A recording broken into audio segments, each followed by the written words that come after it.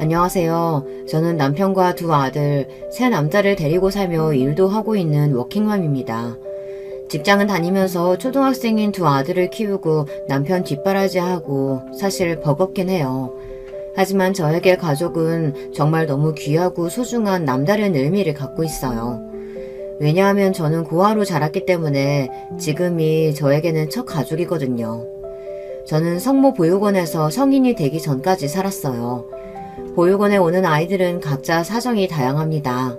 여러분 생각만큼 정말 엄마 아빠가 누군지 모르는 고아도 있지만 부모님이나 할머니, 할아버지가 계시지만 경제적 사정으로 맡겨지는 경우도 많아요. 하지만 저처럼 부모님이 누군지 얼굴도 잘 기억 못하는 고아도 있죠.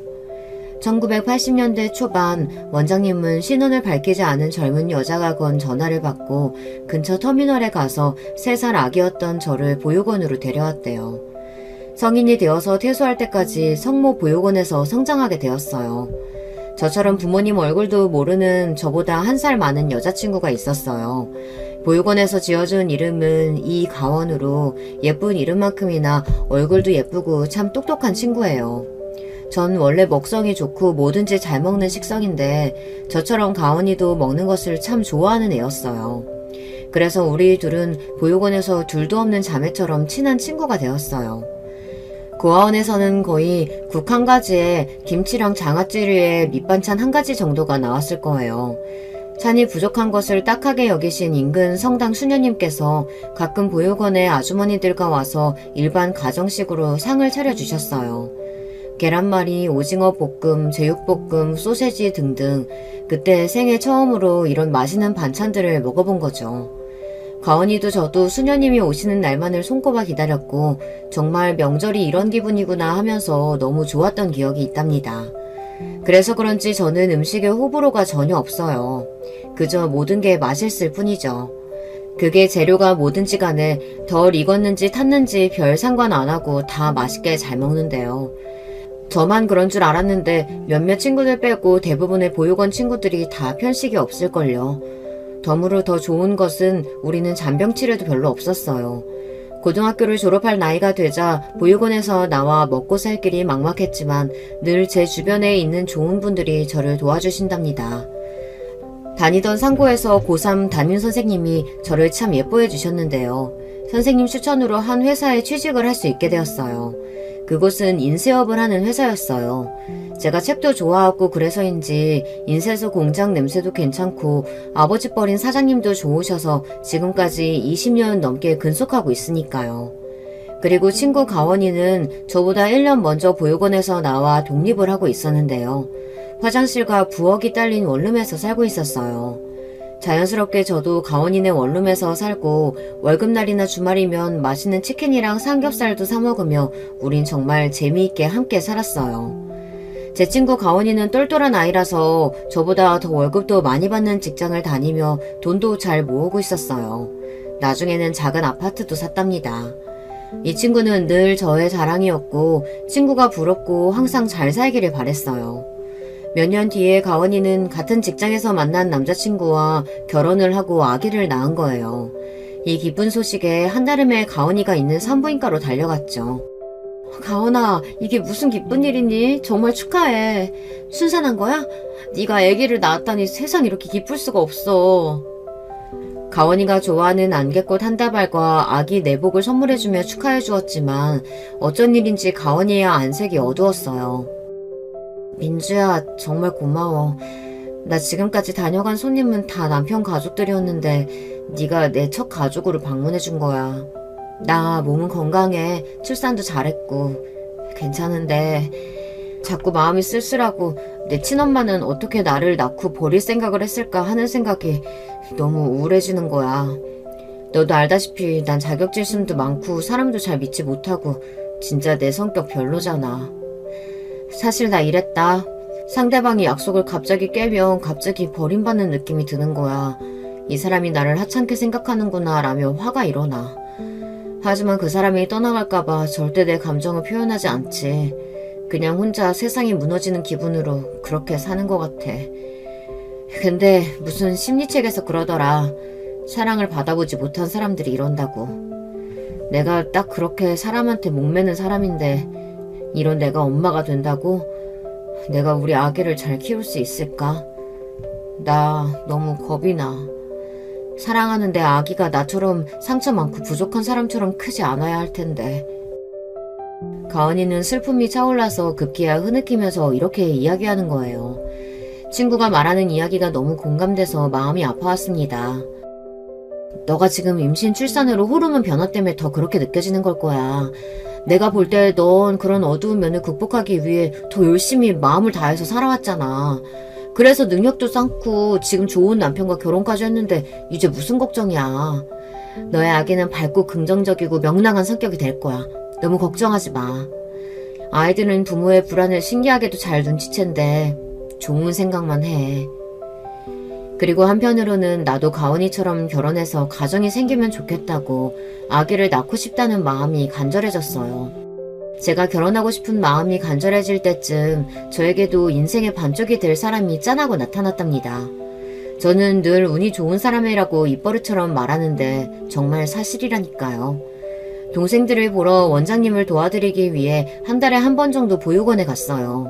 제가 간 날 보육원에 봉사를 와주시는 분들이 와 있었는데 그중 한 남자가 내 동생들을 데리고 뭐라고 이야기를 하고 있더라고요.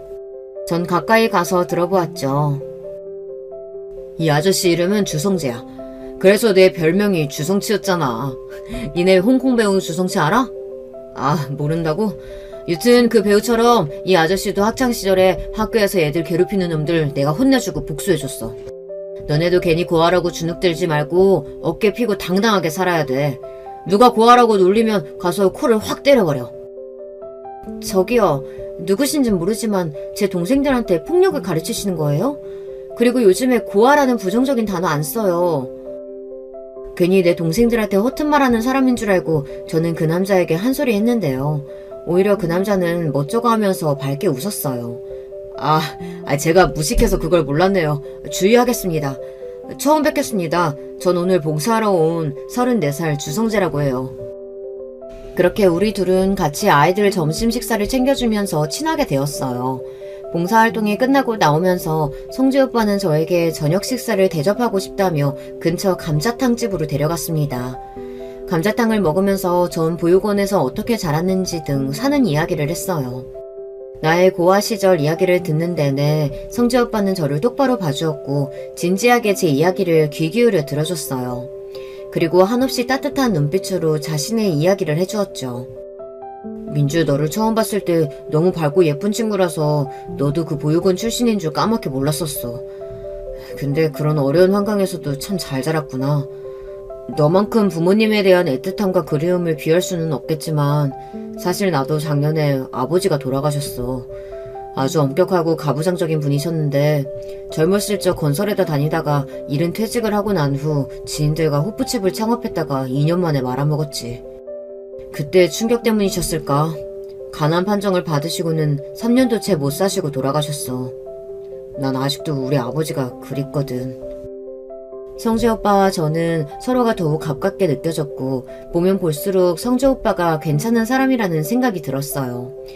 그리고 우리는 연인이 되었고 다음 해에 결혼까지 하게 되었답니다. 제가 정말 원하던 가정을 갖게 된 거예요. 우리 시모는 많이 알뜰하시다는 점 빼고는 특이한 것 없는 평범한 분이세요.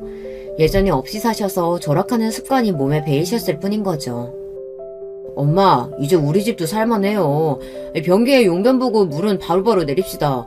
아직도 남이 본 소변 위로 내가 볼일을 봐야 하냐고. 이놈아, 그래도 있을 때 아껴야 하는 거야. 물 내리는 수도세는 누가 준다고 하디? 작은 것부터 아껴야 부자가 되는 법. 그리고 내가 니들 키우면서 학원비나 책감 아끼는 거 봤어? 다 이 애미 덕에 그렇게 니들이 성공한 거야. 시모는 이렇게 아들 둘을 대학까지 잘 보내고 키워낸 것에 자랑스러워 하셨어요. 사실 처음 결혼할 때에는 제가 고아원 출신이라는 것을 시모는 염려하셨죠. 결혼하고 나서 제가 남편에게 잘하고 시모에게 살갑게 굴고 챙겨드리는 모습을 보고 이내 저에게 마음을 여섰죠. 지금은 만나는 사람들마다 우리 셋째 며느리 잘 들였다고 자랑하시면서 엄마처럼 저를 위해주세요. 엄마의 손길을 느껴본 적 없이 자란 저를 애처롭게 생각하신 시모는 그 빈자리를 대신 채워주셨어요. 결혼한 첫 해 겨울 독감에 걸려서 꼼짝 못하고 집에서 앓고 있는데 우리 집에 시모가 찾아오셨어요. 회사에 간 남편을 대신해서 얘 얼굴 좀 봐라. 뭐 먹기는 했다니? 하시고는 전복죽을 끓여서 주시고 저를 병원에 데려가 주셨죠. 어머님의 간호덕에 5일 만에 다 나았는데 곰국이랑 인삼 달인물을 챙겨주시면서 건강 잘 챙기라고 말씀해주시고 저는 정말 감동했어요. 이렇게 좋으신 시모에게 평생 충성하기로 마음먹었죠. 부모 없이 자랐지만 이렇게 따뜻하고 좋은 시모가 생기다니 역시 저는 행운아예요. 그런가 하면 시댁의 동서는 제가 좀 무서워하고 불편해하는 사람입니다. 남편과 결혼하고 시댁에 들어온 지 2년쯤 뒤에 서방님과 결혼한 동서는 처음 만났을 때부터 사람이 좀 거만하고 안하무인 같다는 생각이 들었어요. 제 직업이 궁금하세요? 어쩌죠? 전 직업 같은 거 가져본 적이 없어요. 우리 친정이 부자인데 제가 뭐하러 직장을 다녀요? 이날까지 돈 한 장 벌어본 적이 없는걸요. 라면서 대놓고 자랑했어요. 동서는 음식도 아무 것이나 입에 넣지 않았어요. 누가 제 입에 맞지도 않은 거 주면 너무 싫어요. 그러니까 어머님 저한테 괜히 반찬 해주고 그러지 마세요. 제 까다로운 식성 맞출 수 있는 전문 셰프나 단골 레스토랑 아니면 먹지도 않거든요. 이렇게 자신의 까탈스러운 입맛과 자기 취향을 정확하고 당당하게 말하는 모습을 보면서 오히려 멋있다는 생각까지 들었어요. 왠지 입맛 없거나 불면증이 있는 사람들이 옛날로 치면 귀족같이 고급스러워 보였거든요. 저는 돼지처럼 아무 음식이나 잘 먹고 언제 어디서든 쿨쿨 잘 사는 게 좀 부끄러웠어요. 하지만 동서는 가끔 도가 지나치게 말을 해서 가족들을 당황하게 만들었어요. 우리 친정엄마가 그랬어요. 저는 점집에 가면 초년복, 부모복은 좋은데 남편복이 없다고. 형님은 친정은커녕 고하시고 시아주버님은 늦은 결혼에 학교도 다닌다고 하고 다들 너무 없이 사니까 여유되는 내가 돈으로 시댁 봉사한다는 마음으로 드리는 거예요. 제가 아니면 누가 하겠어요? 시댁의 냉장고랑 세탁기가 고장나서 바꿔드릴 때 동서가 이렇게 이야기를 하는 거예요. 그 얘기를 듣는 시모나 우리 남편은 그런 동서가 아주 안 이뻤고 싫었을 거예요. 하지만 저는 저희 부부가 못해드리는 일을 해주는 동서가 고마웠어요. 그래서 말은 좀 밉게 해도 동서가 나쁜 사람이라고 생각지 않고 동서를 싫어하는 남편에게 동서의 편을 들어주기도 했죠. 원래 시모는 동서가 결혼할 때 집이 부자라고 해서 내심 반겼다고 해요. 하지만 사람을 겪어보니 말도 밉게 하고 시모를 무시하는 행동을 하니 티는 못 내지만 동서를 미워하셨어요. 동서가 부잣집 막내딸이기도 하고 자기 친정 부모님하고는 정말 끈끈한 것 같아요. 시댁에는 명절이나 어머님 생신 딱 3번만 겨우 얼굴을 비추는데 자기 친정집하고는 철마다 같이 해외여행도 가고 그런 모양이더만요. 반면에 시모한테는 전화도 없고 어디 모시고 다녀본 적도 없는 며느리니까 시모도 참다 한번 동서에게 불만을 얘기하셨던 적이 있었어요. 하지만 동서는 눈 하나 깜빡 안 하고 이렇게 이야기했대요.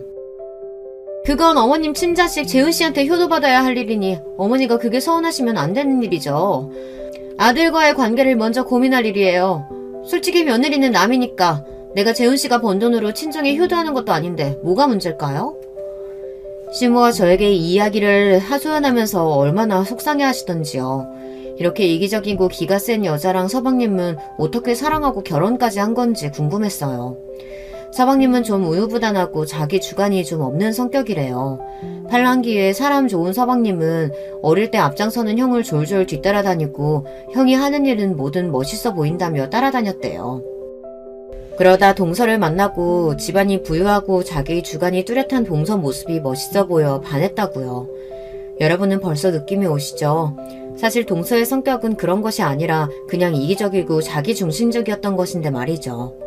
저도 그 당시에는 몰랐는데 많은 일을 겪고 뒤늦게서야 알게 되었어요. 서방님은 그런 동서에게 시달리며 결혼 생활을 하며 힘들어했어요. 하지만 왜인지 이혼하지 못하고 동서에게 맞춰주면서 살고 있더라고요. 남편과 결혼하고 난 다음 해에 저에게 천사가 찾아왔어요. 우리 부부의 아기를 제 뱃속에서 잉태하게 된 거예요.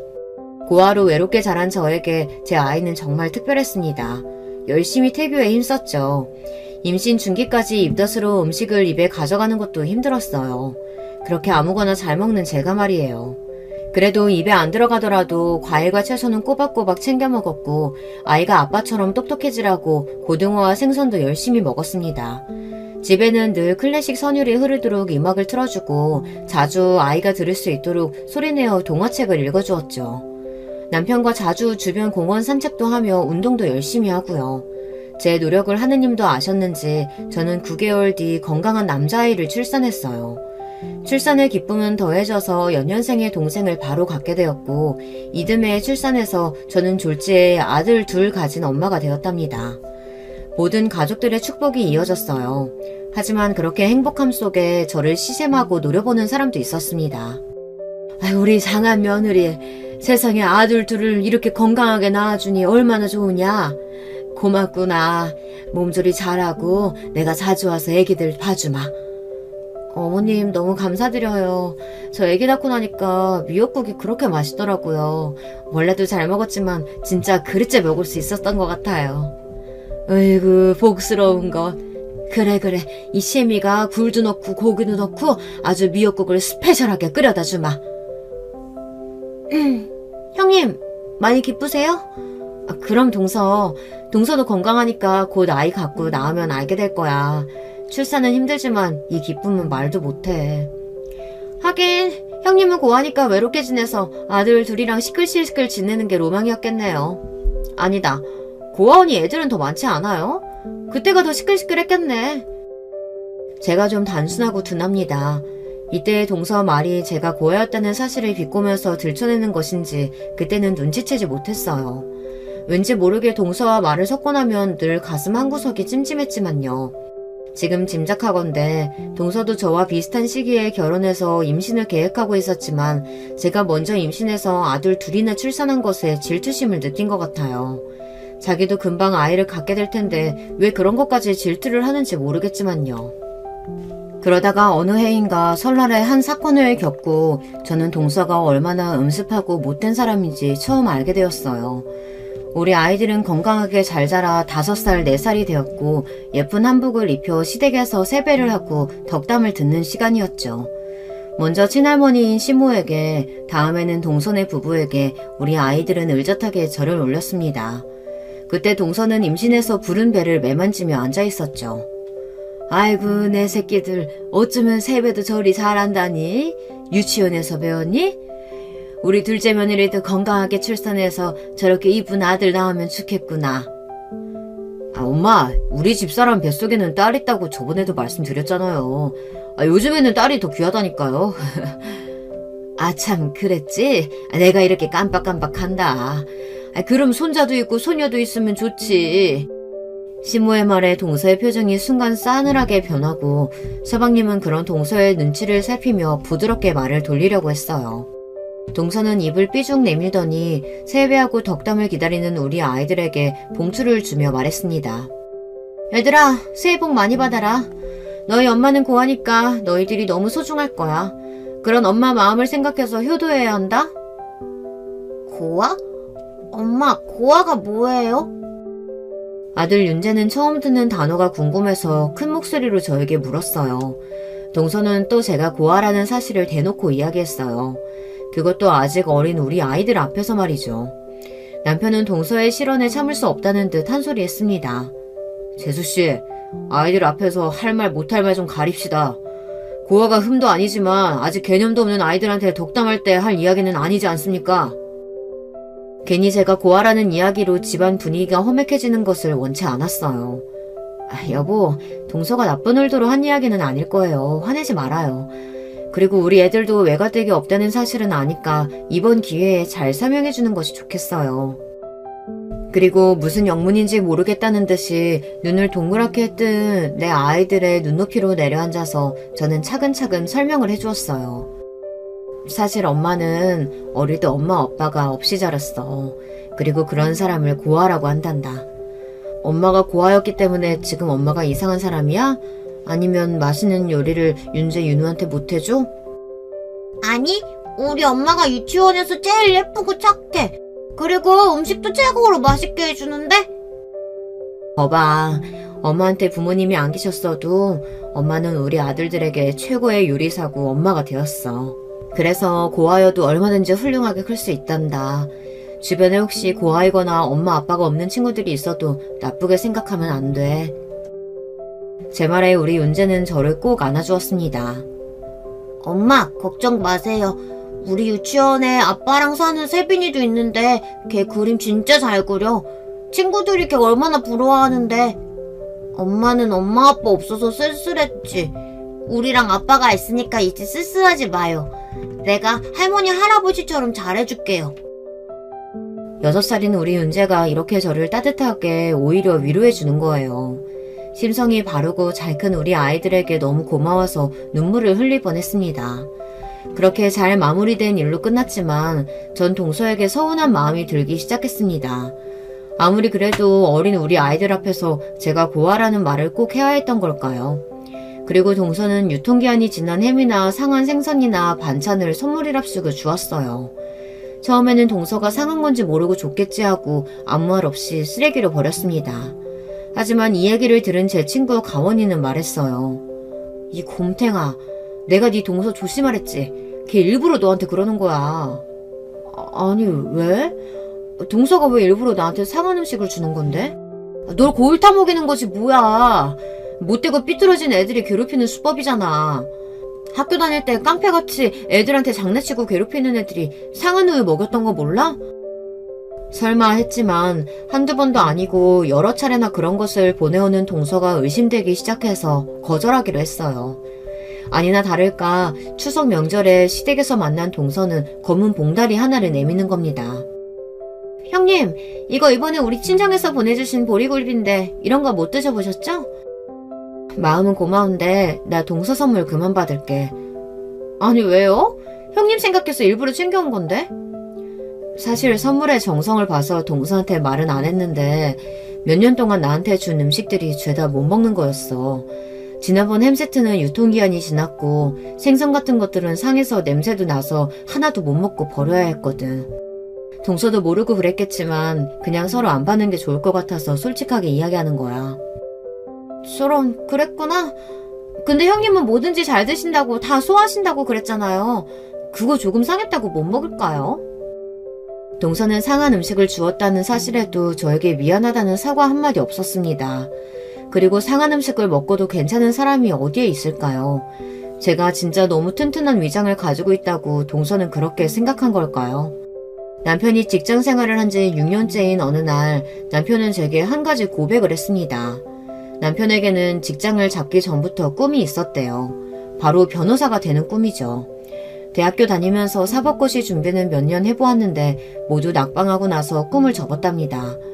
그런데 요즘 다시 그 꿈이 자꾸 해보고 싶다며 남편은 고민을 하다가 저에게 상의했습니다. 이제 사법고시 폐지되고 로스쿨이라는 제도가 생긴대. 나처럼 직장인도 지원해볼 수 있다고 하는데 나 그래도 될까? 그럼 당신 꿈이었다면서. 게다가 변호사라니 너무 멋지지 않아? 하지만 내가 회사 그만두고 당신 혼자 벌어서 아이들을 키울 수 있을까? 리트 시험 준비해 로스쿨 다니고 인턴하고 뭐하면 적어도 5년은 걸릴 거야. 여보, 미리 걱정 말아요. 와이프 지금 직장 다니면서 돈을 벌고 있잖아. 아직은 우리 애들도 유치원비 외에 학원비도 별로 안 들고.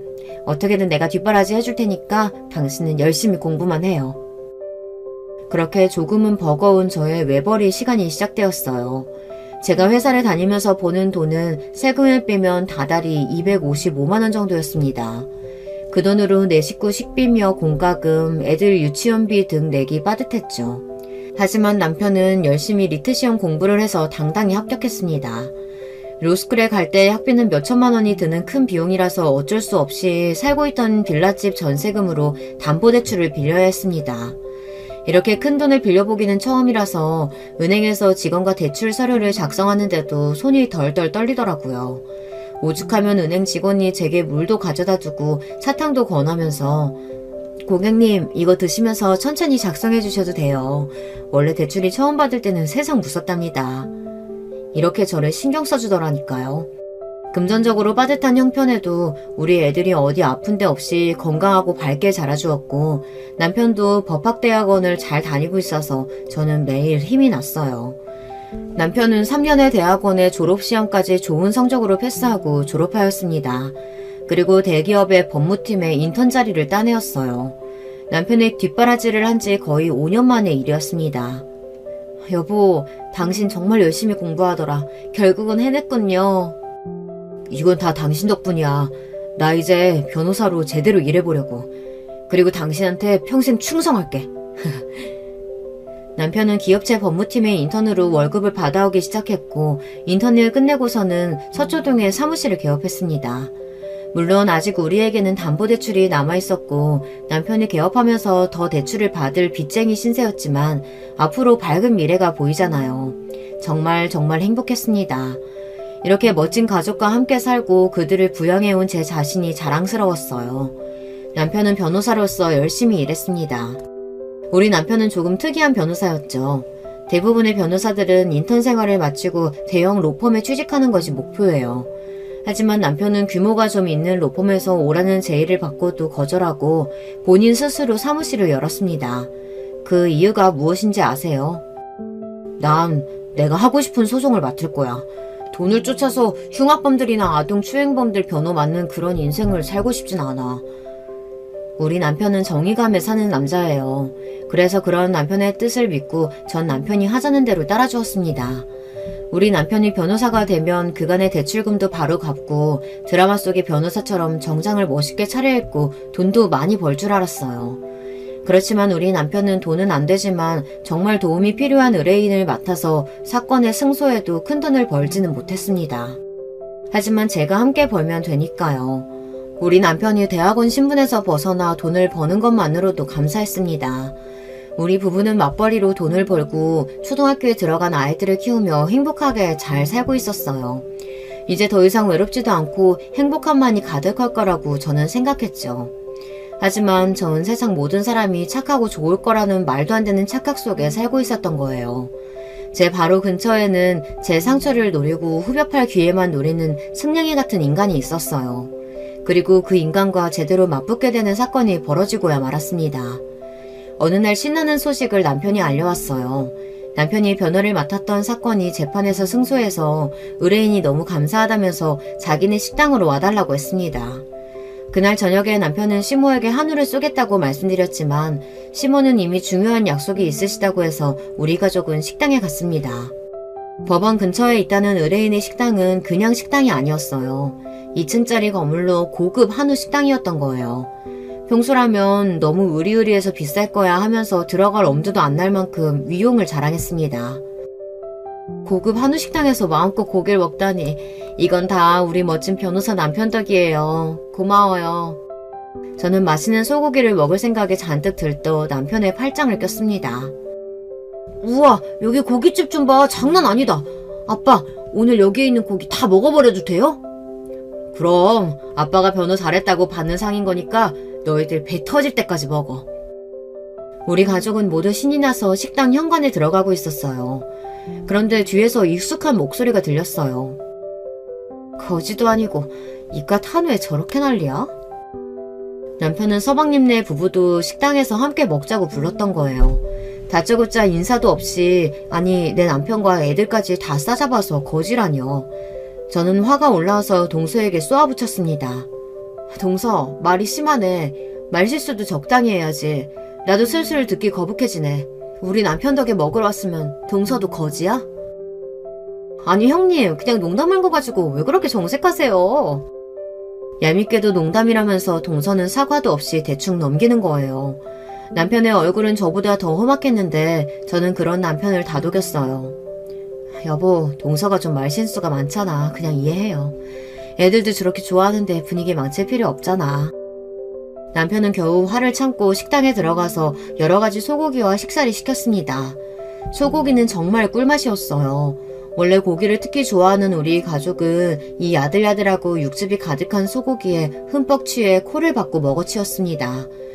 먼저 꽃등심 6인분을 순식간에 먹어치우고 추가로 고기를 주문하려고 메뉴판을 보고 있었어요. 형님, 그냥 이번엔 새우살 시켜봐요. 고하여서 소고기 얼마 못 먹어봤을 텐데 특등급 한우 부위를 뭘 한다고 메뉴판을 보고 있어요? 이렇게 동서가 대놓고 저를 조롱하는 겁니다. 저도 이제 더 이상은 참기가 어려웠어요. 나도 이제 변호사 안 했는데 고아라는 이유로 아직까지 소고기 한 번 못 먹어봤겠어, 동서? 내 고아 얘기 이제 그만해줬으면 좋겠어. 더 이상 들어주기 힘들겠거든. 저는 이렇게 처음으로 동서에게 화를 내고 말았어요. 그리고 감정이 복받쳐서 테이블 자리에서 나와 식당 밖에 서서 흐르는 눈물을 훔치고 있었어요. 잠시 뒤 남편이 저에게 와서 위로해 주었습니다. 여보, 진짜 열받지. 사실 당신보다 내가 더 화가 나서 못 참겠어. 두고 봐. 내가 재수씨, 아니 저 여자한테 복수할 테니까. 그러니까 지금은 참고 들어가자. 아이들도 당신 없으니까 고기 안 먹고 기다리고 있어. 어서 들어가서 맛있게 먹자, 어? 남편의 얘기에 화를 누그러뜨리고 자리에 와서 앉아 고기를 굽기 시작했어요. 하지만 이게 어떻게 된 일인지 꿀떡꿀떡 넘어가던 고기의 맛은 아까와 달랐습니다. 아마 동서의 말에 감정이 상해서 식욕까지 잃어버렸나 봐요. 이런 경험이 낯선 저는 그동안 동서 때문에 얼마나 상처를 받았는지 그때서야 깨닫게 되었어요. 저 정말 미련하죠.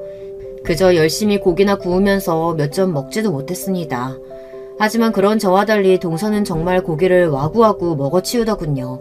술도 같이 마셔가면서 맛있게 말이죠. 그런 동서가 진짜 얄미웠습니다.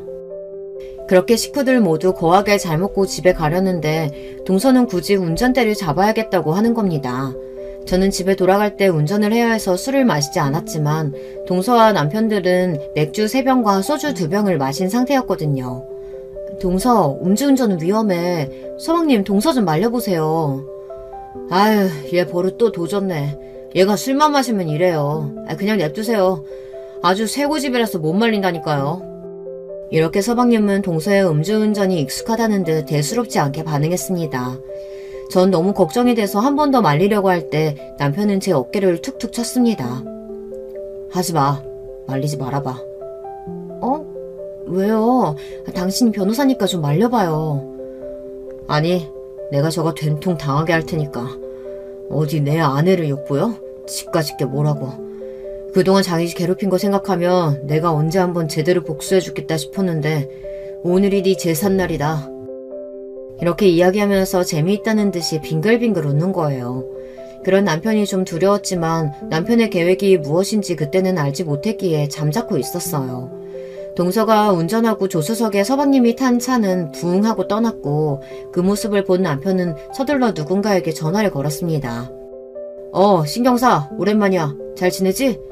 자기 아직 교통계획 있나? 다름이 아니라 내가 준법정신이 투철한 국민으로서 신고 하나 하려고 하는데 방금 어떤 주치자가 운전대 잡고 떠났어. 아마 30분 뒤쯤이면 양화대교에 진입할 거야. 그쯤에서 음주 단속하라고. 분명 혈중 농도 수치 높을 테니까 꼭이다. 참고로 차 번호판은 13누0000. 그리고 이따 내가 다시 연락할게.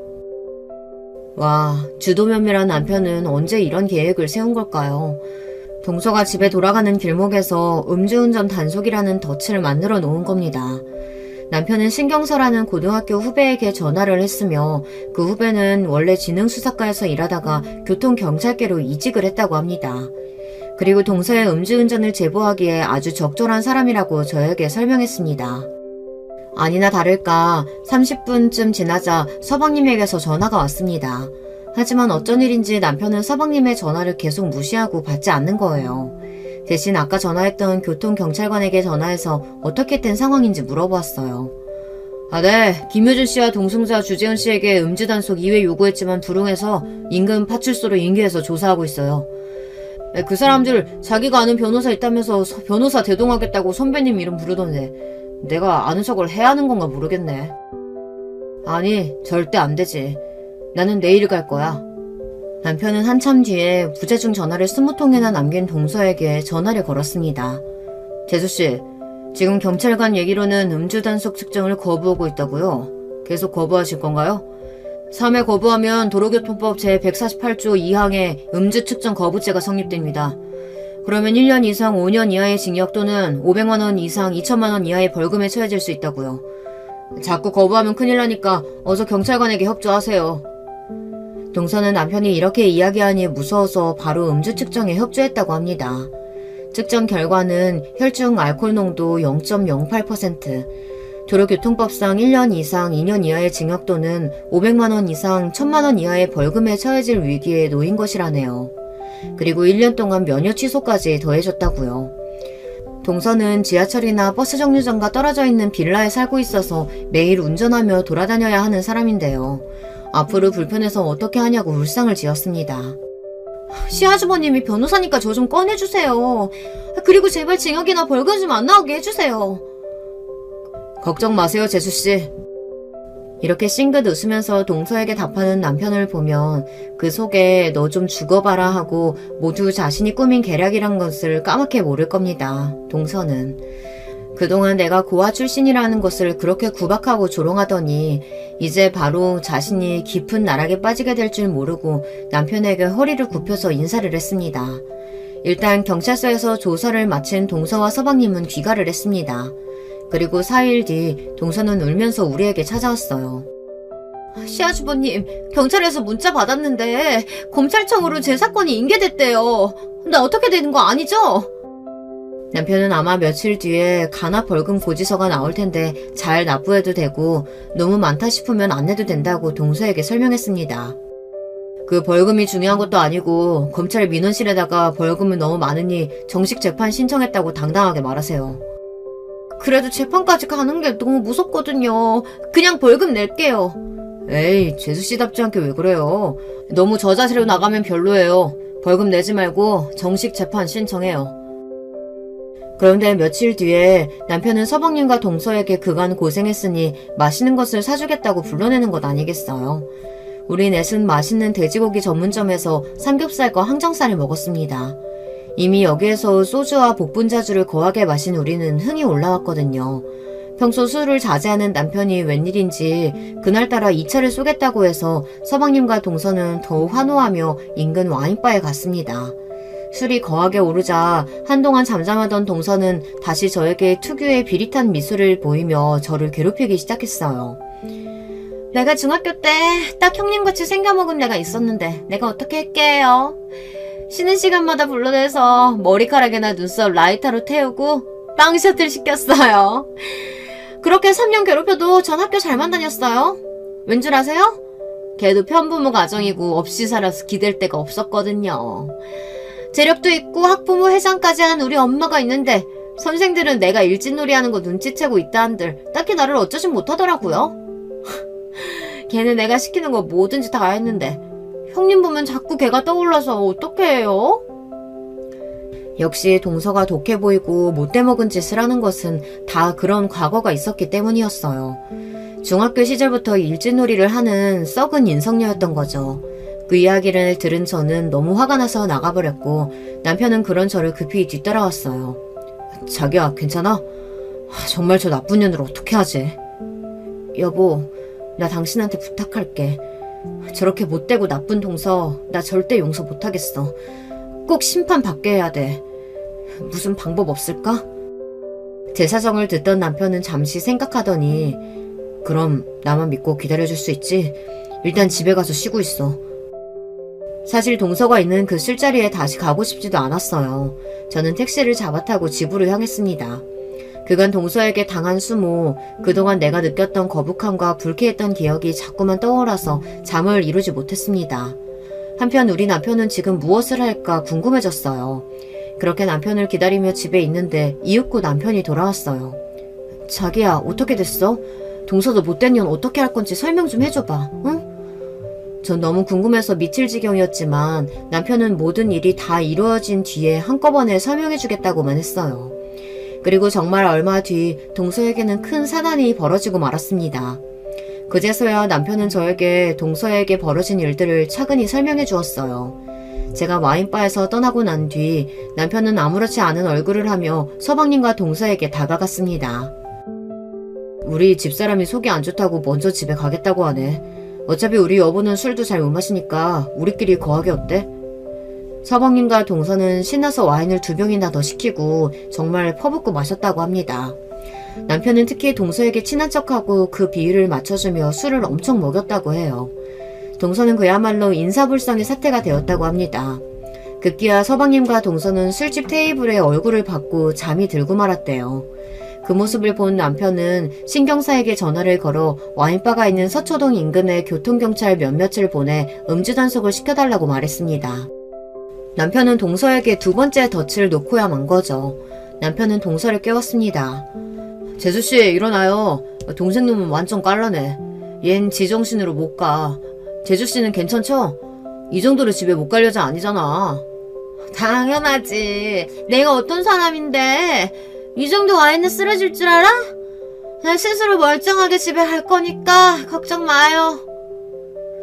동서는 혀가 잔뜩 꼬부러져서 상가 주차장으로 갔고 그 뒤에 남편이 서방님의 팔을 어깨에 메고 부축해서 동서의 차로 데려다 주었습니다. 아니나 다를까 동서는 자연스럽게 운전석에 앉았고 그런 동서를 본 남편은 안도하며 서방님을 뒷좌석에 눕혀 차문을 닫았습니다. 재수씨 술 마셨는데 운전할 수 있어? 못하겠으면 내가 해주고. 아 진짜 짜증나게 괜찮다고 몇 번을 말해. 내가 운전을 레이스급으로 잘한다고. 오늘 잘 마셨고 다음엔 내가 쏠게. 들어가요. 이러고 차문을 쾅 닫고 부릉하고 거센 속력으로 차를 출발시켰다고 합니다. 그렇게 멀어지는 동서의 차를 노려보며 남편은 넌 이대로 내가 놓은 덫에 걸린 거다. 이번에는 가볍게 안 끝날 거다. 이렇게 중얼거렸다고 해요. 남편의 예상은 적중했습니다. 와인바가 있는 곳에서 불과 200m 거리의 대로변에서 도로교통경찰관들은 음주 측정 단속을 하고 있었고 동서는 꼼짝없이 그곳에서 덜미를 잡힌 것이죠. 게다가 그 양아치 같은 여자는 음주 단속을 하는 모습을 보고 차를 내몰아 도주까지 하려고 했답니다. 하지만 어차피 그 경찰관님들은 남편의 제보를 받고 동서 차의 번호까지 알고 동서를 기다렸는걸요. 동서의 차를 따로잡아 바로 체포해서 결국 경찰서로 잡혀갔다는 것입니다. 경찰관이 음주 측정을 해보니 동서의 혈중 알코올 농도는 0.1%로 정말 높은 수치가 나왔어요. 그대로 동서는 철장 신세가 되어버렸고 음주운전 2번 걸린 데다가 무면허 운전까지 이번에는 저번처럼 간단히 벌금형이 나오지 않을 거라고 남편은 이야기했습니다. 동서는 남편에게 납작 엎드려서 싹싹 빌었어요. 시아주버님, 저 이번에는 진짜 큰일 날 것 같아요. 경찰들도 저번하고는 태도가 달라요. 저한테 한 달 전에 약식 기소돼서 벌금도 안 내고 괘씸죄가 추가될 거라고. 이번에는 진짜 징역 갈 마음 단단히 먹으라고 하던데요. 저 진짜 감옥 가야 돼요? 아이, 재수씨가 감옥을 왜 가요. 나만 믿고 재판 진행합시다. 이번에는 아마 검사가 재수씨한테 징역형 기소하겠지만 내가 변호사잖아요. 내가 도와줄 테니까 걱정하지 마요. 우리 남편이 진심으로 도와준다면 안심할 수 있었을 테죠. 하지만 이것은 모두 내 남편의 복수궁임을 동서는 몰랐던 거예요. 동서는 남편이 알아서 다 처리해줄 것을 믿고 평소와 같이 살았어요. 음주운전에 대해 반성하기는커녕 똑같이 신나게 운전하고 여기저기 놀러다닌걸요. 사람 고쳐 쓰는 거 아니라더니 동서는 평생 그렇게 음주운전을 할 사람이에요. 하지만 얼마 지나지 않아 동서는 청천벽력 같은 일을 당하고 맙니다. 남편이 동서의 변호를 포기하겠다고 나선 것이죠. 한참 재판 중이고 곧 판결이 날 시기였는데 아마 동서는 기가 막혔을 겁니다. 시아주버님, 이제 와서 그게 무슨 말이에요? 자기만 믿으라면서 왜 갑자기 수임을 포기한다는 거예요? 판사가 로펌 변호사가 3, 4촌이면 원칙적으로 처리하지 않는 거라면서 변호사 재배당을 요청했어요. 형사소송법상 재수씨는 내가 대리할 수 있는 친족범이긴 한데 10년 전부터 재판부에서 사촌이 넘는 먼 친척일 경우에도 담당 변호는 하지 않는 것이 바람직하다고. 뭐 어쩔 수 없네요. 재수씨 사건 변호사는 내가 다른 사람 알아보고 다시 심리 받아야 할 거예요.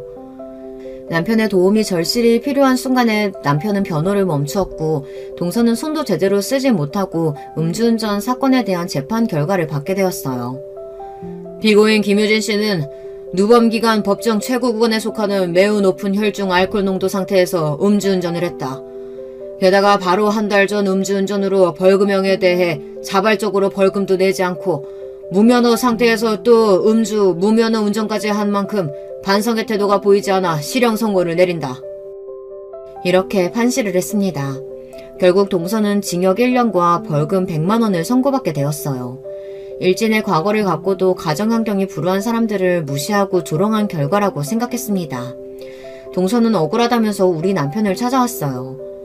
이게 다 당신 때문이야. 변호사라는 작자가 그런 실수를 해? 아, 이제부디 네 와이프 때문에 나 일부러 엿먹이려고 그런 거지? 잘도 알고 있네.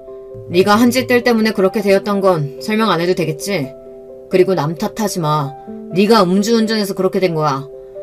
이번만 걸렸을 뿐이지 너같이 술 먹고 운전대 남는 것들은 살인죄로 처벌받아야 한다고.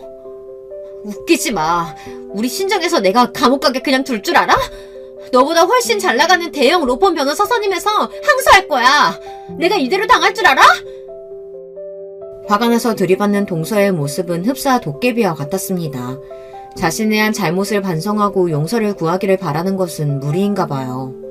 서방님은 이번 일들을 지켜보면서 자기 아내를 더는 두둔하진 못하고 저 정도로 인간이 못돼 먹고 형님과 형수님에게 그럴 줄은 몰랐다며 사과를 했습니다. 그리고 아이들이 닮을까봐 무섭다며 감옥에 다녀온 엄마를 어떻게 자기 자식을 키우게 두겠냐면서 동서와의 이혼을 생각하고 있었습니다. 재은이 이 녀석 잘 생각했다. 그 여자 자기 친정에 돈 좀 있다고 그거 믿고 까부는 모양인데 그런 돈은 있다가도 없는 거야. 썩어 빠진 인성의 여자와 네 남은 인생 살면 결국 애들에게도 영향 갈 거야. 밑바닥 다 알게 된 이쯤에서 서로 헤어지는 게 옳아. 전 저를 괴롭힌 동서를 복수해준 남편이 사회 정의를 실현한 것만 같아 더욱 존경하게 되었어요. 가끔 돈도 안 되는 소액 사건을 맡아서 어려운 피해자들을 변호한다고 나설 때마다 속으로 이러다가 우리는 뭐 먹고 사나, 정의도 좋지만 수익률 잘 받는 사건도 좀 맡아주면 좋을 텐데 하고 불만이 있을 때도 있었어요. 하지만 이제는 남편이 하는 일이라면 뭐든지 저도 발벗고 나서서 돕고 그 누구보다 지지해주기로 했습니다. 여러분, 우리 남편 정말 멋있죠? 저도 멋진 남편에게 뒤처지지 않도록 열심히 살고 아이들에게도 바른 사람으로 자랄 수 있도록 교육하겠습니다.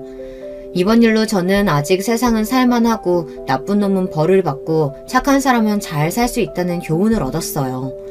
고아였던 제가 이렇게 든든한 슈퍼맨 같은 남편과 착하고 건강한 아이들과 함께 가족을 이루고 있으니 하루하루가 감사할 뿐입니다.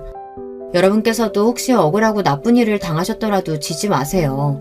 어려운 처지에 있는 여러분들을 도와줄 사람을 찾아보시고 꼭 못된 자들에게 되갚아 주셨으면 좋겠습니다. 그럼 저의 이야기를 들어주신 여러분, 오늘도 행복한 하루 보내시고요. 꽃길만 걸으세요. 여러분, 두 번째 사연 시작하기 전에 좋아요, 구독 꼭 눌러주실 거죠? 그럼 두 번째 사연 바로 시작합니다. 안녕하세요. 늘 재밌게 유튜브 사연들을 보고 있는 50대 후반 주부입니다. 요즘은 점점 살기가 어렵고 각박하게 느껴지는 시대인 것 같아요. 저 또한 그렇게 생각하고 살아가다가 이번에 겪은 일들로 인해 아직 세상에는 희망이 남아있다고 느끼게 됐네요. 그럼 제 얘기를 시작해 보겠습니다. 저는 어느 시골의 구석진 마을에서 태어났어요. 시골 중에서도 참 많이 구석진 곳이어서 학교에 가려면 다른 마을까지 가야 했죠. 그래서 저는 학창시절 내내 다른 마을에 있는 국민학교를 다녔어요. 그때는 한 학급의 학생 수가 거의 80명에 가까웠는데요. 제가 입학할 당시 저희 학급도 60명이 넘었죠. 교탁과 제일 앞자리인 교구 책상이 거의 한 뼘 거리일 정도로 좁았던 게 기억이 나네요. 먼저 학교에 다니고 있던 동네 언니의 손을 잡고 1시간이 넘는 거리를 매일같이 걸어 다녔었던 기억도 나고요. 저는 학교에 갈 때마다 그나마 짧은 지름길인 산길을 통해 학교에 갔었는데 깨끗하게 옷을 입고 신을 신고 집을 나서도 학교에 도착하면 꾀죄죄한 몰골이 되기 일쑤였죠. 그래도 그때는 저와 비슷한 처지인 애들이 태반이어서 전혀 이상한 일도 아니었고 신경 쓰이지 않았어요. 저는 거기서 제 인생의 절친 미진이를 만났어요. 미진이는 어린 나이일 때부터 아주 똑부러진 애였어요. 게다가 워낙 화통한 성격이어서 여장부라는 별명도 있었죠. 덕분에 어떤 장난꾸러기 같은 남자아이라도 미진이를 건드리지 못했어요. 저는 어릴 때 자꾸 외소해서 자주 같은 반 남자아이들에게 괴롭힘을 당했는데요. 그때마다 미진이가 절 구해줬어요. 저와 미진이는 그걸 계기로 친해졌습니다. 미진이는 저랑 마찬가지로 다른 마을에서 학교에 다니고 있었어요. 그런데 제가 사는 마을과는 정반대 마을에 살고 있어서 방학이 되면 전혀 만날 수 없었어요. 그래서인지 개학 후 다시 학교에서 만나면 그렇게 애틋할 수가 없었어요. 저희는 국민학교 졸업 후에도 같은 중학교에 다녔습니다. 중학교에서는 미진이 말고 다른 친구들도 많이 사귀었지만 중마고우라고 할 수 있는 친구는 미진이밖에 없었죠. 마음이 맞는 든든한 친구와 함께 학교에 다니니 학교 생활은 무서울 것도 어려울 것도 없었어요. 그런데 중학교 졸업이 얼마 남지 않은 날 미진이가 제게 진지하게 말하더군요. 영수가, 너 나랑 같이 서울 가지 않을래? 서울? 너 지난번에 수영이네 집에서 TV쇼 보고 난 뒤부터 매일 서울 이야기하면서 청소도 뺀질뺀질하더니 아예 옆마을이 아니라 서울로 놀러 가자는 거야? 표값도 없으니까 나는 못 가. 에이, 지집애. 놀러 가자는 게 아니라 상경하자는 말이야. 서울로 올라가 아예 놀러 살자는 말이야? 제가 놀라 묻자 미진이는 자기 집안 사정에 대해 말하기 시작했습니다. 미진이네 집은 3남 3녀로 미진이는 그중 막내였어요. 하지만 미진이는 막내라고 해서 집에서 귀염받고 살기보단 그 시대 때 모두가 그러했듯 학교 수업이 끝나면 항상 밭일을 돕거나 집안일을 도맡아 했습니다. 그런데 이번에 미진이 부모님께서 미진이가 중학교를 졸업하면 고등학교에 보내는 대신 쭉 밭일을 시킬 예정이라고 하셨다는 거예요. 물론 미진이네 언니들도 고등학교에 진학하는 대신 농사일을 돕고 20을 간 넘긴 나이에 결혼했었던 터라 미진이의 부모님께선 그게 당연한 일이었겠죠. 하지만 미진이는 그걸 받아들일 수 없다고 했어요. 셋째 오빠는 지금 맨 뒤에서 2등 3등 하는데도 대학 보낸다고 하시면서 난 반에서 항상 1등 하는데 왜 밭일을 해야 해? 이번에 우리 둘째 언니는 셋째 낳고 몸조리도 못한 상태로 밭일하다가 상태가 더 나빠졌는데 부모님께서 아무 말도 안 했어. 영수가, 나는 언니들처럼 살고 싶지 않아. 난 이런 시골에서 힘든 밭일만 하다가 결혼해서 애 낳고 남편 돌보고 시어머니 등살에 밀려 억지로 살고 싶지가 않아. 난 오빠들처럼 학교 다니게 해주거나 서울 보내주면 더 잘할 수 있어. 근데 부모님들은 나보고 밭일이나 하래. 난 공부해서 멋진 도시 여자로 살고 싶어. 서울에서 커리어 우먼으로 살고 싶다고. 제게 열변을 토하던 미진이는 정말 절박해 보였습니다. 저는 미진이가 시험을 치를 때마다 1등하던 걸 알고 있었기 때문에 미진이가 말하는 꿈이 허황된 게 아니라는 걸 알고 있었어요. 하지만 그때 당시엔 여자아이로 태어나면 중학교만 마치고 밭일을 돕거나 집안의 일손을 돕는 게 당연했습니다. 저도 중학교 졸업 후에는 고등학교에 다니지 않고 다른 마을에 있는 공장에 다니기로 했거든요. 우리 집은 3남 1녀로 오빠가 3명 있었는데요. 제가 갓난쟁이일 때 아이였던 둘째 오빠가 산에서 굴러 크게 앓다가 세상을 떠난 이후로는 줄곧 2남 1녀로 살고 있었어요. 그러다 보니 부모님께서는 남은 오빠들을 더 극진하게 보살피셨고 저보다 오빠들을 많이 아끼셨어요. 저도 오빠들처럼 고등학교에 다니고 싶었어요. 당시 고등학교에 다니던 오빠가 교복을 입고 학교 다녀오겠다는 말하는 모습을 보면 부럽기도 하고 속상하기도 했었거든요. 하지만 부모님께서는 제가 오빠들의 뒷바라지를 하고 집안일을 돕는 걸 당연하게 여기셨습니다. 부모님의 엄한 목소리가 귀에 들려오는 것 같아 저는 주저했습니다. 난 모르겠다. 미진아, 가족들은 어떡하고. 영숙이 너는 공장 들어가기로 했다며. 같은 공장이면 시골 공장보다 서울에 있는 공장에 다니면서 서울 여공 소리 듣는 게 낫지 않아? 게다가 아는 언니들한테 건너들었는데 서울엔 돈 안 내고 다닐 수 있는 야학이 있대. 낮에는 일하면서 저녁에는 학교 다니고 졸업장 따면 더 나은 일자리를 찾을 수도 있고. 미진이의 말에 저는 마음이 흔들렸습니다. 돈을 버는 동시에 야학을 다닌다면 부모님께서도 말리실 이유가 없을 것이란 생각이 들어서였어요. 하지만 그보다 큰 문제가 하나 있었습니다. 근데 열차 표값은 어떡하고. 비싸다고 들었는데. 나한테 틈틈이 모아놓은 돈이 좀 있어. 표값으로 모자라면 산에서 나물 캐다 장 설 때 시장에서 팔아 모으면 돼. 어떻게 될지 모르겠지만 일단 알겠어. 그럼 같이 상경하는 거지? 그런 거지? 그래, 이 지지배야. 같이 상경하자. 그때 제가 함께 서울로 가겠다고 하니 미진이가 제 두 손을 꼭 잡고 방방 뛰며 즐거워하던 모습이 떠오르네요. 어찌나 즐거워하던지 그 모습을 보고 있으니 현실적인 문제는 모두 뒤로 물러가고 저도 미진이와 함께 커리어 우먼으로 사는 모습을 꿈꿀 수 있었습니다. 그날부터 미진이와 저는 틈날 때마다 산에서 나무를 캐두고 장이 서는 날에 내다 파는 식으로 조금씩 돈을 모아뒀습니다. 그리고 나중에 우리가 떠난 후 부모님들께서 놀라실까 걱정이 돼서 너무 놀라지 마시라고 편지를 써두기도 했어요. 그렇게 시간이 흘러 미진이와 저는 중학교를 졸업했습니다. 하지만 바로 서울로 떠날 수는 없었어요. 서울로 가는 열차표 값이 생각보다 아주 비쌌거든요. 결국 우리는 당분간 돈을 더 모은 뒤 서울에 가기로 했습니다. 미진이는 농사일을 도우며 조금씩 돈을 모았고 저는 인근 마을 공장에 여공으로 들어가 돈을 모으기 시작했어요. 그렇게 바쁘게 시간을 보내다 보니 어느덧 1년의 세월이 흘러버렸습니다. 그래도 차곡차곡 모이는 돈을 보니 서울에 갈 날이 얼마 안 남았다는 생각이 들어 참 설레더군요. 그런데 어느 날 평상시처럼 공장에서 퇴근해 집으로 가던 저는 언덕길에 서 있던 미진이를 발견했습니다. 미진이는 누구에게 맞은 듯 뺨이 퉁퉁 부어 있었고 머리는 산발에 얼마나 울었는지 눈이 새빨갰습니다. 미진아, 너 얼굴이 왜 그래? 누구한테 맞은 거야? 영수가, 나 어떡해? 나 다음 주에 결혼한대. 제가 들은 미진이의 말은 충격적이었습니다. 미진이의 부모님께서 이야기 한번 하지 않으시고 인근 마을의 40대 남자에게 미진이를 시집 보낼 예정이라는 겁니다. 그것도 바로 다음 주의 말이에요. 부모님 말씀을 들은 미진이는 당연히 얼굴도 본 적 없는 아저씨와 결혼하기 싫다고 난장을 부렸고요. 거기에 미진이 아버지는 막내딸 기를 죽인답시고 뺨을 때리고 어디 성한 곳 하나 없을 정도로 몸 구석구석 몽둥이 찜질을 했다는 겁니다. 미진이는 제게 이야기를 하는 동안 내내 부은 눈덩이를 손등으로 문질러가며 엉엉 울었습니다. 어떻게 돈 좀 있다고 날 40대 아저씨한테 시집을 보내려고 해. 내 부모님이지만 나 정말로 부모님을 이해할 수가 없어, 영수가. 저는 바로 다음 주에 미진이가 얼굴 한 번 안 본 남자에게 시집을 가야 한다는 얘기를 듣자 마음이 급해졌습니다. 원래라면 조금 더 돈을 모아야 했지만 시간이 없다고 생각이 들더군요. 저는 미진이의 손을 꼭 잡고 말했습니다. 미진이, 너 지금 집으로 들어가면 붙잡혀서 못 나올 수도 있어. 그러니까 오늘은 우리 집에서 자고 내일 같이 서울로 떠나자. 오늘 너희 집에서 잤다간 너까지 부모님께 뭐라 한 소리 들을 거야. 그럼 우리 계획 다 물거품 될지도 몰라.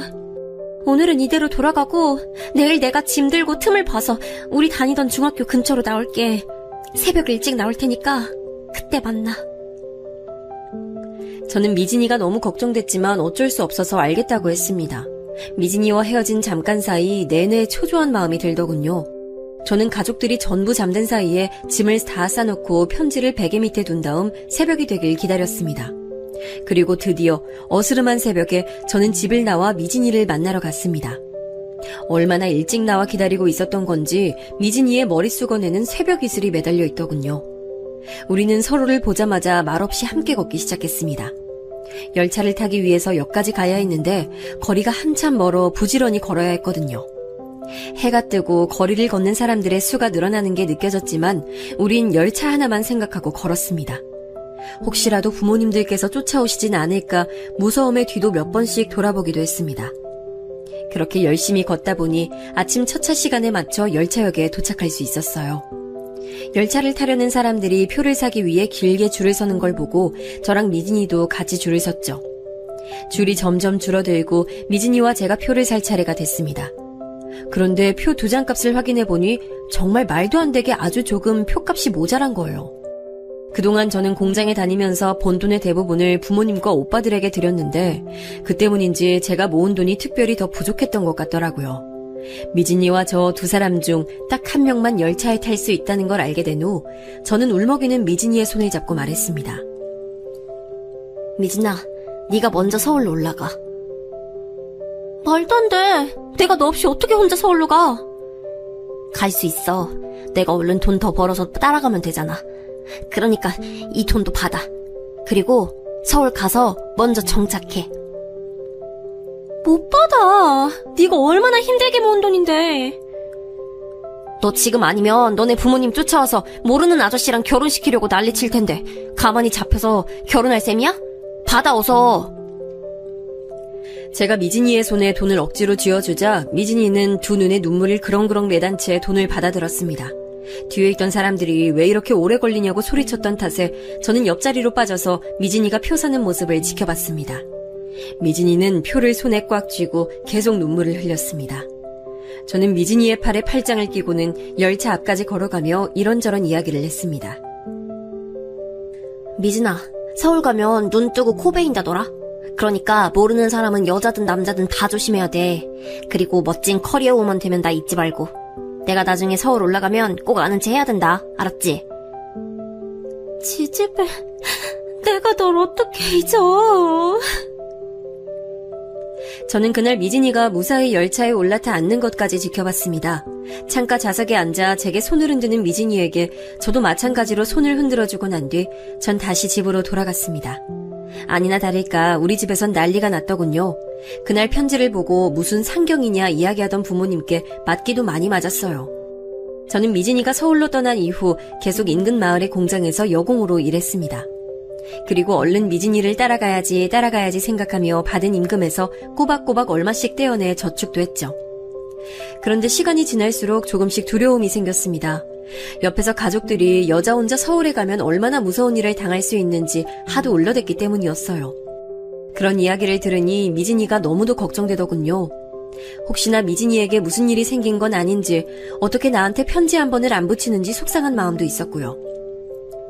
결국 저는 몇 년 동안 서울에 올라가지 못하고 고향에서 성년을 맞이했습니다. 공장에서 실력자로 인정받아 표를 살 수 있을 정도로 돈도 많이 모았지만 저는 계속 고향에서 뭉그적거렸습니다. 미진이의 생사 안부도 모르고 연락도 끊어져 서울에 관한 생각이 조금 꺾인 탓이었죠. 그런데 성인이 되고 얼마 지나지 않아 부모님께서 공장에서 돌아온 저를 앉혀놓고 이야기를 하시는 게 아니겠어요?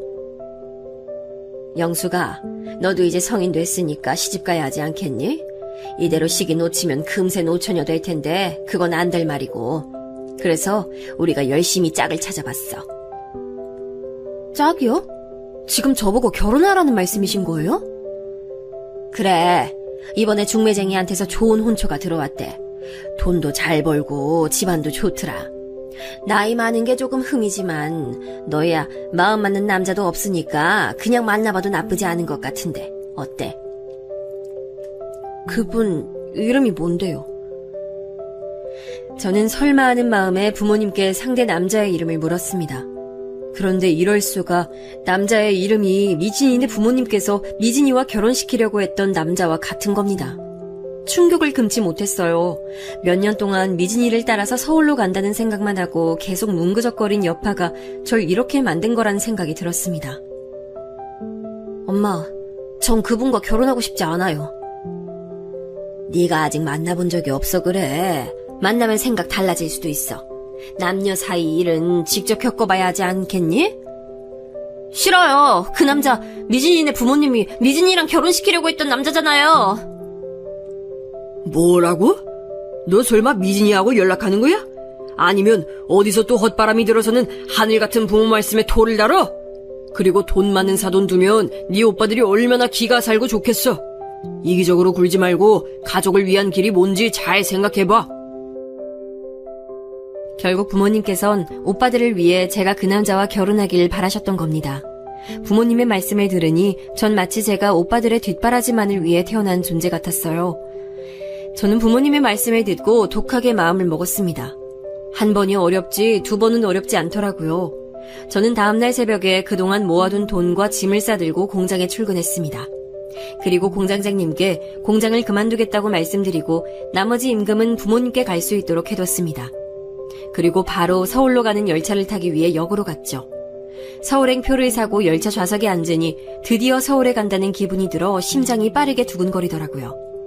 물론 그동안 들었던 서울에 관한 무서운 이야기가 떠올랐지만 저는 혼자 서울에 올라가 멋진 커리어 우먼이 되어 있을 미진이를 생각하며 용기 냈습니다. 그리고 몇 시간 만에 저는 드디어 상경할 수 있었습니다. 서울은 고향과는 다르게 모든 게 다 빠르고 사람도 많더라고요. 저는 바로 사람들에게 길을 물어 묵을 곳을 알아봤습니다. 그렇게 찾은 근처 여관방에서 짐을 풀고 난 다음 날부터 본격적으로 일자리를 알아보기 시작했죠. 저는 고향 근처 공장에서 일한 경력을 살려 서울내의 공장에 들어가 여공으로 일할 수 있었어요. 그러면서 동시에 미진이가 말했던 야학에도 다니게 됐습니다. 몸이 좀 고되긴 했지만 고향에서의 생활과는 비교할 수 없을 정도로 정말 즐거웠죠. 하지만 한편으로는 마음 한구석에 걱정과 슬픔이 쌓이고 있었어요. 공장에서 일을 시작한 뒤부터 전 매일 미진이에 대해 알아봤지만 전혀 찾을 수가 없더라고요. 설마 정말 큰일이라도 있는 건 아니겠지? 아니야, 서울은 워낙 넓으니까. 지금 미진이가 서울 어딘가 멀리 있어서 찾을 수 없는 걸지도 몰라. 저는 애써 마음을 다독이며 서울 생활을 이어갔습니다. 그 사이 저는 부모님께 그동안의 제 근황과 집 나올 당시 심정을 담은 편지를 보냈습니다. 부모님께서 쓰실 용돈겸으로 돈도 함께 넣어서요. 저는 부모님이 제게 답장하지 않으실 줄 알았는데 금방 답장이 오더군요. 그렇게 몇 달 만에 서로 연락이 통하면서 저와 부모님은 가족 간에 쌓여있던 불만을 풀었습니다. 가족은 때로 멀리 떨어져 있어야 평온해진다던데 그 말이 맞더라고요. 그 후 저는 쭉 서울에서 생활을 이어갔습니다. 몇 년이 흘러 저는 야학을 졸업하게 되었고 그 후부터는 화장품 판매원이 되어 열심히 생계를 꾸려갔습니다. 판매원으로 일할 때도 저는 미진이를 백방으로 찾아봤습니다. 하지만 행방은 물론 생사조차 알 수 없더군요. 그렇게 살아가다 어느 날 서울에서 사귄 친구의 소개로 지금의 남편을 만나게 됐습니다. 남편은 서울 토박이로 잘 사는 집 아들이었어요. 서울 남자와 사귀게 된 저는 섬세하게 절 보듬어주는 남편에게 금방 빠져들었습니다. 처음에 시부모님께서는 절 탐탁지 않아 하셨지만 저는 그분들에게 예쁨 받을 수 있도록 살갑게 노력했어요. 제 노력이 헛되지 않았는지 시부모님께서는 결혼을 허락해 주셨습니다. 그리고 저와 남편, 그리고 양가 부모님들이 모두 모여 상견례를 냈고 기쁘게도 남편과 결혼했습니다. 저는 결혼 후 시부모님의 뜻에 따라 화장품 판매 일을 그만두고 전업주부가 됐어요. 그리고 20대 후반에 첫 아들을 낳았습니다. 첫 아이인 만큼 양가 부모님의 뜻대로 돌잔치를 크게 열었는데요. 그때 친가, 시가 가릴 것 없이 정말 많은 사람을 초대했습니다. 초대받은 사람 중에는 제 중학교 동창들과 야학 동문도 있었어요. 영수가 너무 오랜만이다. 초대해줘서 고마워. 아들 돌 축하해. 너 그동안 연락 한 번 없어서 걱정했는데 서울 가서 살고 있는 줄은 몰랐네. 이렇게 다시 얼굴 보니까 너무 반갑다. 우리 이제 연락 좀 자주 하고 살자. 참, 너 다음 달에 중학교 동창회 있는 거 알아? 그때 올 거지? 저는 오랜만에 만난 중학교 동창에게 다음 달에 동창회가 열린다는 이야기를 듣자마자 냉큼 참석하겠다고 대답했습니다. 혹시나 미진이가 동창회에 오진 않을까 싶어서요. 제 딴엔 지푸라기라도 잡는 심정이었죠. 그렇게 돌잔치가 끝나고 며칠 뒤 저는 동창에게 고향 근처의 큰 식당에서 동창회가 열릴 거라는 연락을 받았습니다. 저는 남편에게 동창회에 관해 이야기하고 아이를 시댁에 맡긴 뒤 고향으로 내려갔습니다. 그리고 하룻밤을 친가에서 지내다 동창회가 열리는 식당으로 향했죠. 식당 안에 들어가니 오랜만에 보는 친구들의 얼굴이 보였어요. 나이가 들어 많이 달라졌지만 그래도 조금씩 어릴 적 모습이 남아있는 얼굴들을 보니 옛날 생각들이 속속들이 떠오르더군요. 저는 동창들과 그간 어떻게 살았는지, 친구들은 현재 어떻게 사는지에 대한 이야기들을 나누며 정신없이 추억에 빠져들었습니다. 그렇게 한참 시간을 보내고 있는데 누군가 느지막이 식당 문을 열고 들어오더군요. 귓가에 들리는 문소리에 고개를 돌린 저는 그 사람이 누군지 한눈에 알아볼 수 있었습니다. 나이가 좀 들고 입던 옷이 바뀌었다 해도 제가 어떻게 절친의 얼굴을 못 알아볼 수 있겠어요. 저는 앉아있던 자리에서 벌떡 일어나 미진이에게 달려갔습니다. 미진이도 저를 알아본 건지 절 보자마자 두 팔을 벌리고 뛰어오더군요. 미진이를 끌어안자마자 저는 그만 울음을 터뜨리고 말았습니다. 이 지지배야, 살아있으면 살아있다고 연락을 해야지. 어떻게 연락 한 번을 안 할 수가 있어? 어? 미안해, 영수가. 내가 정말 미안해. 미진이와 제가 이렇게 얼싸안고 우는 이유를 몰랐던 친구들은 다들 어리둥절한 표정이었죠. 저는 미진이의 손을 잡고 제가 앉아있던 자리로 데려갔습니다. 그리고 다른 친구들과 함께 인사하며 찬찬히 미진이를 살펴봤죠. 미진이는 그간 고생을 많이 했는지 예전보다 기죽은 느낌에 눈 밑은 거뭇거뭇하게 내려앉았더군요. 하지만 저를 보고 웃는 모습은 예전과 똑같았습니다. 저는 미진이의 손을 꼭 잡은 상태로 그동안 어떻게 지냈는지 물어봤습니다. 미진아, 난 네가 서울에서 큰일이라도 당했으면 어떡하나 걱정 많이 했어. 그래도 이렇게 만나서 얼마나 마음이 놓이는지 몰라. 근데 서울 가서 어떻게 편지 한 번을 안 했니? 내가 네 연락 얼마나 기다렸는지 알아? 나 정말 섭섭하다, 야. 그게 너한테 연락하고 싶었는데 연락하면 부모님이 내가 있는 곳으로 쫓아올까봐 그래서 못했지. 너 설마 내가 너한테서 연락 오면 너네 부모님께 알릴까봐 그랬던 거야? 아, 내가 그럴 리가 있니? 아무튼 그동안 어떻게 살고 있었어? 잘 지낸 거지? 혹시 결혼도 했어? 제가 이것저것 물어보기 시작하자 미진이는 당황한 표정으로 주변을 살폈습니다. 그리고는 작은 목소리로 말하는 거예요. 그건 나중에 따로 얘기하자. 지금 여기서 할 얘기는 아닌 것 같아. 미진이의 말을 듣고 저는 가슴이 덜컥 내려앉는 느낌이 들었습니다. 그동안 못 본 새에 여러 가지 일이 있었을 거라 짐작은 했지만 남들 앞에서 말 못할 일이었을 거라 생각은 못했거든요. 저는 미진이의 말을 듣고 걱정이 앞서 바로 미진이의 손을 잡고 같이 식당에서 나왔습니다. 그리고 가까운 다방으로 가서 커피를 한 잔씩 시켜놓고 이야기를 했습니다. 나 오늘 네 이야기 다 듣기 전까지 절대 집 안 갈 거야. 그러니까 그건 어떻게 지냈는지 얼른 다 말해봐. 제 말에 미진이는 커피잔을 손으로 만지작하더니 힘겹게 입을 열더군요. 너 두고 나 혼자 서울로 막 왔을 때 신기해서 여기저기 돌아다니다가 그만 소매치기를 당했지 뭐야. 그래서 짐도 돈도 없는 상태에서 무작정 아무 식당에 가서 나 좀 써달라고 구걸해서 일자리를 얻었어. 그러다 야학도 다녔는데 거기서 전남편 만나서 딸 하나 낳았지. 저는 미진이에게 딸이 있다는 얘기를 듣고 놀랐지만 더욱 놀란 건 미진이의 입에서 나온 전남편이라는 호칭이었어요. 그동안 미진이는 야학을 졸업한 뒤 전남편과 조촐하게 결혼식을 올리고 살았다고 해요. 그런데 미진이를 탐탁지 않아 하던 시모가 미진이를 많이 괴롭혔다더군요. 게다가 미진이는 자신의 가정사에 관해 묻는 시모에게 부모가 없다고 거짓말을 해버렸대요. 그래서 시모가 미진이를 고아라 생각하고 더 안 입고 했답니다. 게다가 미진이가 첫 자식으로 딸을 낳자 더더욱 구박이 심해졌다고 해요. 나중에 가서는 집안일로 하나하나 트집 잡는 건 물론이고 미진이와 미진이 딸한테까지 손찌검을 했는데 미진이의 전남편은 그걸 그냥 두고 보고만 있었답니다. 결국 미진이는 나날이 심해지는 시모의 괴롭힘에서 벗어나기 위해 어쩔 수 없이 남편과 이혼을 했고 딸과 함께 도망쳐서 살고 있다고 했습니다. 근데 애 딸린 여자 혼자서 일 찾고 있는 걸 알면 사람들이 나한테 일을 안 줘. 일을 구해도 며칠 만에 잘라버리고 또 일자리는 찾아도 잘 안 구해지고 지금은 간신히 식모일 구해서 입에 풀칠은 하는데 기저귀 값은 아예 생각도 못할 정도야. 그렇게 말하며 한숨을 내쉬는 미진이의 얼굴은 푸석하기 그지없었습니다. 어렸을 때는 진주처럼 반질반질하던 얼굴이 모진 풍파에 다 다른 것 같았어요. 어릴 적에 커리어 우먼을 꿈꾸던 친구가 이렇게 변한 걸 보자 저는 너무 속이 상하고 가슴이 미어지듯 아팠습니다. 그간 정말 고생 많았구나. 어떻게 그런 일이 있을 수가 있니? 그래도 영숙이 넌 잘 지내고 있는 것 같아서 나 지금 너무 기쁘고 행복해. 너 혼자 두고 서울 왔을 때 내가 너한테 얼마나 미안했는지 모르지? 미안했으면 더 연락했어야지. 그리고 그렇게 힘든 걸 왜 혼자 견디고 그랬어? 나한테 연락 안 하면 어디가 덧나니? 이미 지나간 시간인데 어떡하겠어. 우리 이제라도 잘 연락하고 살면 되지. 그래, 이제라도 잘 연락하고 지내자. 여기요, 펜 좀 빌려주세요. 미진아, 이거 우리 집 전화번호야. 그리고 주소. 미진이의 말에 저는 얼른 다방에서 펜을 빌려 휴지에 우리 집 전화번호와 주소를 적어 미진이 손에 쥐어줬습니다.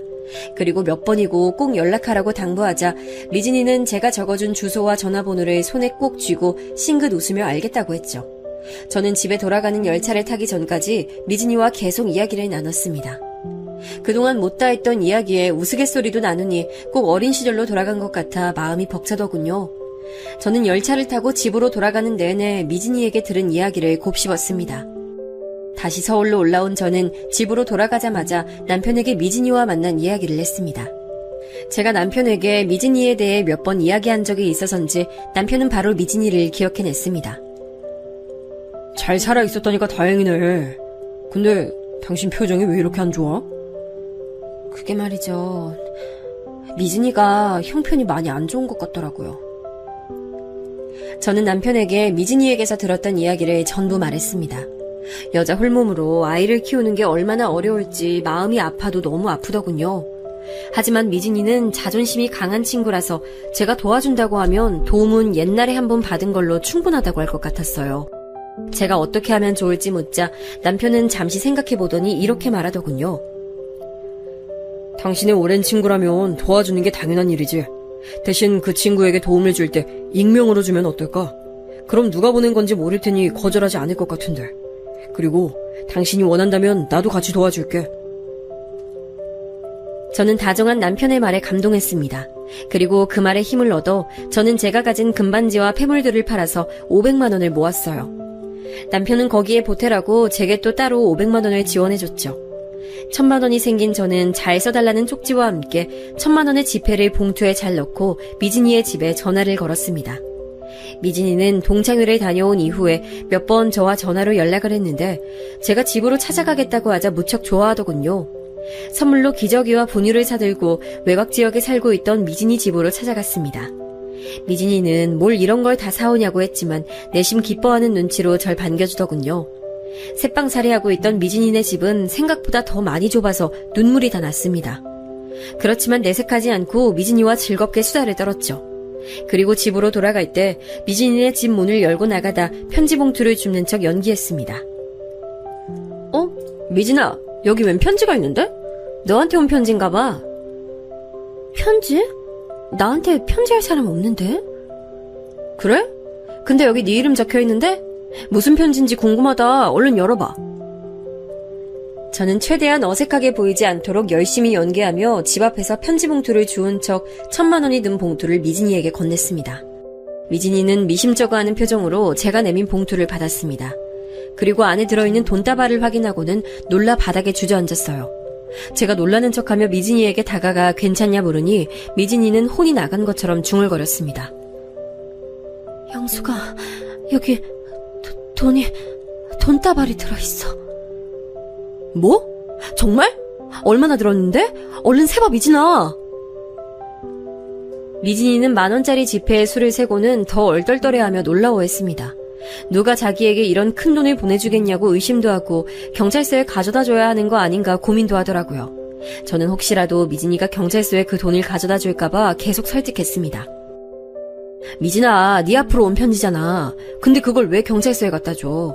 그 돈은 그냥 네가 쓰는 게 맞는 것 같아. 말도 안 되는 소리야. 내가 뭐라고 이런 큰 돈을 받아. 나 이런 돈 받을 만한 일 한 적도 없어.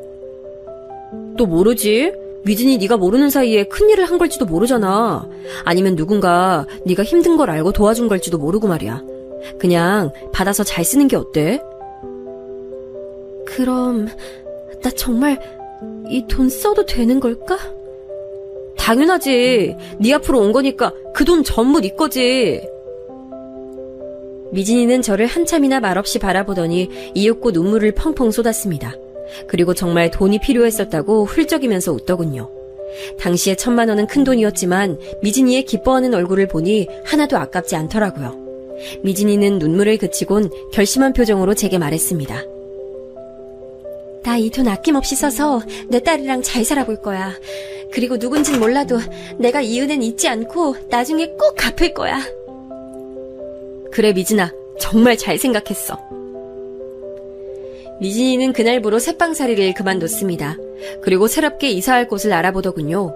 미진이가 이사가기로 한 곳은 같은 서울이었지만 제가 살던 곳에서 멀리 떨어진 곳이라 자주 오가긴 어려웠습니다. 그래서 미진이와 저는 따로 만나기보다는 전화로 연락을 하는 일이 많아졌습니다. 그런데 이 시기에 제가 둘째를 임신하고 미진이도 새로 일자리를 알아본다고 바빴던 터라 다시 연락이 뜸해지더군요. 제가 둘째를 낳고 미진이도 새롭게 일자리를 구하고 나면 좀 나아지려나 했는데 오히려 둘째 출산 후 신경 쓸 일이 많아 더 바빠지더군요. 그 당시 남편이 하던 사업을 확장하겠다며 해외로 나간 탓에 전 홀로 2 아들을 키웠고 시부모님까지 신경 쓰느라 항상 몸이 10개라도 부족할 정도로 바빴어요. 그 후 미진이와 저는 1년에 한 번 전화하는 정도로 연락이 줄어들었습니다. 그래도 한 번씩 미진이와 전화통화를 할 때면 꼭 어린 시절로 돌아간 것 같아 항상 즐겁고 행복했습니다. 그런데 어느 날 한국에 IMF가 터졌고 한순간에 남편 사업이 완전히 망했어요. 우리 가족은 잘 살고 있던 집을 팔고 작은 집으로 이사할 수밖에 없었죠.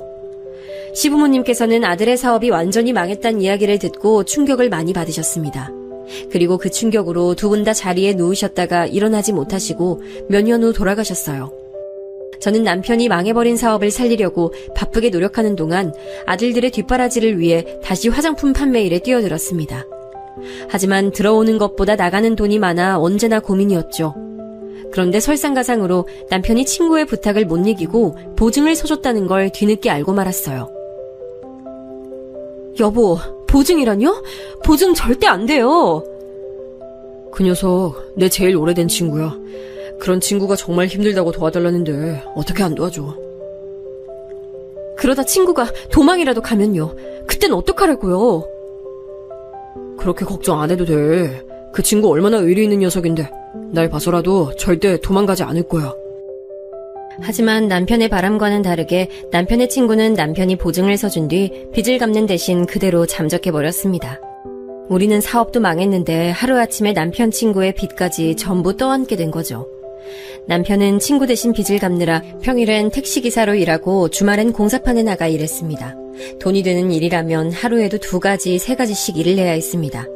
저도 낮에는 화장품을 판매하고 저녁엔 집에서 부업을 하며 돈을 벌었어요. 하지만 빚을 다 갚기에는 버는 돈이 턱없이 부족했습니다. 자식들 번듯하게 직장 잡고 살게 하려면 어떻게든 대학교에 보내야 하는데 등록금을 알아보니 금액이 상당해 걱정이 이만저만이 아니었죠. 저는 화장품 판매와 부업으로 들어오는 돈을 아껴 일부는 빚을 갚고 남은 돈은 생활자금으로 쓰고 있었습니다. 하지만 생활은 더욱 쪼들릴 뿐이었어요. 그래서 저는 부끄럽지만 조금이라도 돈을 빌려줄 사람을 찾아 이곳저곳에 연락을 돌렸습니다. 근데 돈이라는 것은 오래된 친구 사이도 갈라서게 만드는 것이더군요.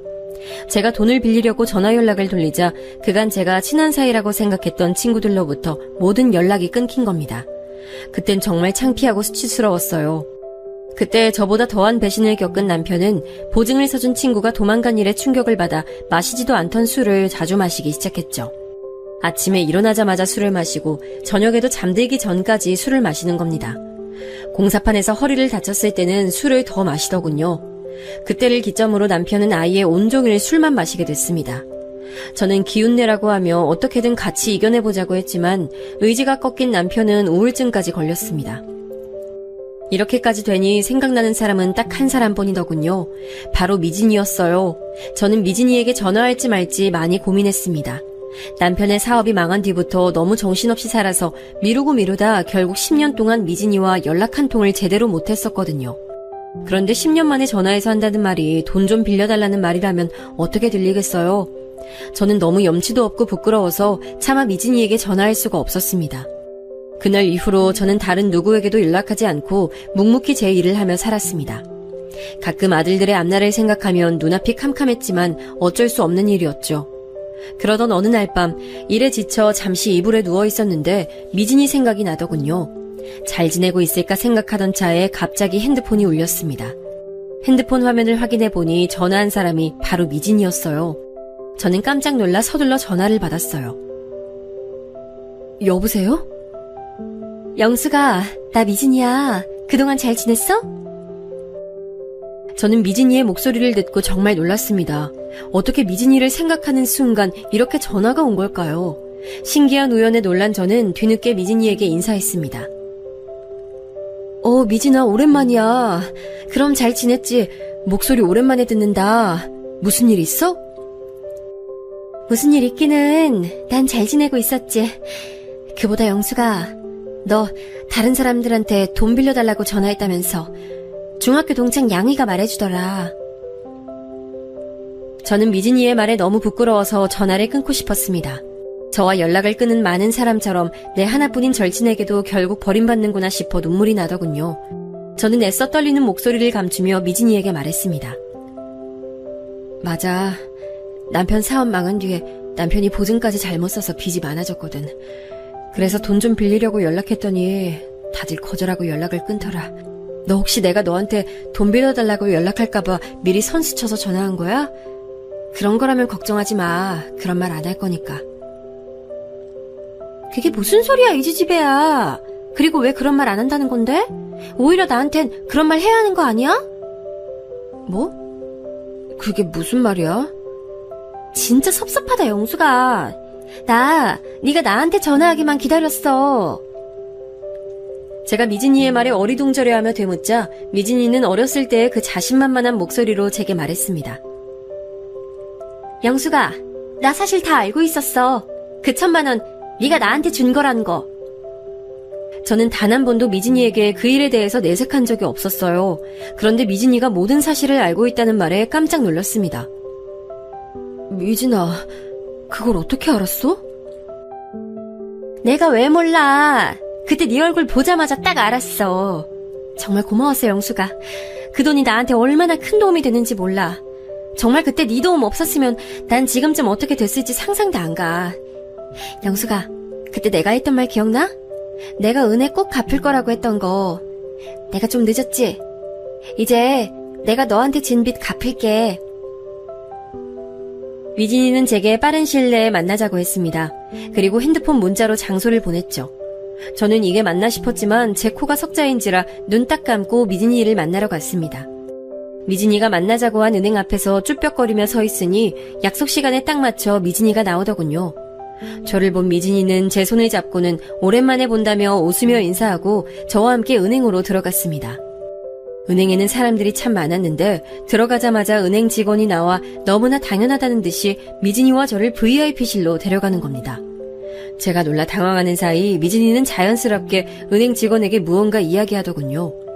그리고 제게 빚이 어느 정도 남았냐고 물어보길래 솔직하게 남은 빚에 대해서 전부 말했습니다. 그러자 미진이는 그 자리에서 제게 남아있던 빚에 맘먹는 돈을 이체해줬습니다. 미진아, 이렇게나 큰 돈을 지금 나한테 주는 거야? 너 괜찮아? 당연히 괜찮지? 나 그동안 돈 많이 벌었어. 그리고 이 정도는 네가 나한테 줬던 돈 생각하면 한참 모자라지. 걱정 말고 받아. 하지만 아무리 생각해도 내가 준 돈은 이런 큰 돈에 비할 바가 못했는데. 정말 고마워, 미진아. 고마워하긴 일러, 지지배야. 나 너한테 진 빚 다 갚으려면 아직 한참 남았는데? 따라와봐. 저는 갑자기 눈앞에 생긴 큰돈에 정신을 못 차리다가 간신히 미진이를 따라갔습니다. 미진이는 저를 어떤 멋들어진 건물의 커다란 상가 앞으로 데리고 갔죠. 이제 막 음식점 간판이 달리고 짐이 들어오는 상가 건물을 보며 의아해하니 미진이가 씩 웃으며 제게 말했습니다. 영수가, 앞으로 네가 직접 운영할 가게야. 나 그동안 돈 많이 벌었다고 했지? 내가 사실 프랜차이즈 음식점 운영 중이거든. 이번에 이 건물에 분점 내기로 해서 막 공사 들어간 참이야. 여기 공사 끝나면 가게랑 건물까지 다 넣어줄게. 미진이가 말한 프랜차이즈 음식점은 몇 번이나 공중파 방송에도 나온 유명한 음식점이라 아주 잘 알고 있었어요. 그런데 그런 유명 음식점의 주인이 미진이일 줄이야. 저는 꿈에도 몰랐어요. 저는 건물과 분점까지 통째로 넘긴다는 미진이의 말에 놀라서 얼른 거절했습니다. 뭐? 아니야, 미진아. 조금 전에 네가 내 빚 갚아줬잖아. 나 이렇게 큰 거 못 받아. 이게 크긴 뭐가 커. 내가 제일 힘들고 어려울 때 네가 날 도와준 거에 비하면 이 정도 아무것도 아니야. 그냥 받아줘, 영수가. 자잘한 문제는 내가 다 해결해놨으니까 걱정할 일 없어. 오늘부터 이 건물 주인은 너야. 저는 미진이가 주는 서류 봉투에 너무 놀라고 당황해서 아무 말도 못했습니다. 미진이가 내민 서류 봉투는 몇 년이고 빚에 허덕이느라 지칠 대로 지친 저에게 마치 하늘에서 내려온 금동아줄 같았어요. 저는 미진이에게 정말 고맙고 미안해 울먹이면서 연신 고맙다는 말을 전했습니다. 미진아, 내가 이 빚 나중에 꼭 갚을게. 고마워. 정말 고마워. 얘가 뭐라는 거야. 내가 진 빚을 갚은 건데 네가 또 빚을 갚겠다고 하면 어떡해. 그러지 말고 행복하게 잘 살아. 그게 나한테 더 기쁜 일이니까. 미진이의 말에 저는 너무 고마워 어쩔 줄 모르겠더군요. 결국 저는 미진이의 선물을 받기로 했습니다. 그날 전 바로 남편에게 모든 빚을 다 갚았다고 말했고 또 미진이가 제게 분점과 건물을 준 것도 말했죠. 남편도 제 말을 듣고 난 이후에 정말로 놀라워하면서 동시에 눈시울을 붉혔습니다. 저는 남편과 서로 부둥켜 안고 한참 울었습니다. 그날부터 우리 가족은 미진이가 내준 상가 건물에서 살기 시작했습니다. 아래층에서는 가게를 운영하면서 차곡차곡 돈을 모으기 시작했고요. 분점이었지만 미진이네 음식점은 사람들한테 인기가 많아 매일매일 많은 사람이 찾아와 문정성시를 이뤘어요. 사실 굵직한 큰 빚 말고도 자잘한 빚이 좀 있었는데 덕분에 가게에서 번 돈으로 그 빚들도 다 갚을 수 있었어요. 남편도 음식점에서 같이 일하면서 우울증에서 벗어나게 됐고요. 다시금 밝아진 남편은 가게에서 번 돈을 조금씩 모아 같은 상가 건물에서 작은 사업을 시작했습니다. 시기가 안 좋았을 뿐 남편은 원래 사업 체질이라 금방 돈이 다시 늘기 시작하더라고요. 덕분에 우리 아들들도 무사히 대학교에 보낼 수 있었습니다. 미진이와는 그날 이후로도 계속 쭉 연락하며 지내고 있습니다. 이번에 미진이네 딸이 결혼하게 됐다고 해서 축의금도 두둑이 내고 왔고요. 미진이는 새로 연애를 시작했다고 들었습니다. 이야기를 들어보니 미진이와 사정이 비슷한 남자분이라고 하는데 그동안 아이 키우랴 일하랴 바빴던 미진이의 얼굴에서 오랜만에 꽃이 피어나는 듯 하더라고요. 미진이에게도 분홍빛 사랑이 찾아온 것 같아 제가 다 기뻤어요. 이렇게 멋지고 심성 좋은 친구를 얻기란 쉬운 일이 아니란 것을 알기에 시간이 흐를수록 미진이와의 우정이 너무나 감사할 따름입니다. 이 인연을 맺어준 하늘에 감사하고 미진이에게 언제나 소중하고 힘이 되는 친구로 남고 싶습니다. 제 사연을 들어주신 분들께도 항상 좋은 인연, 좋은 일만 있길 바랄게요.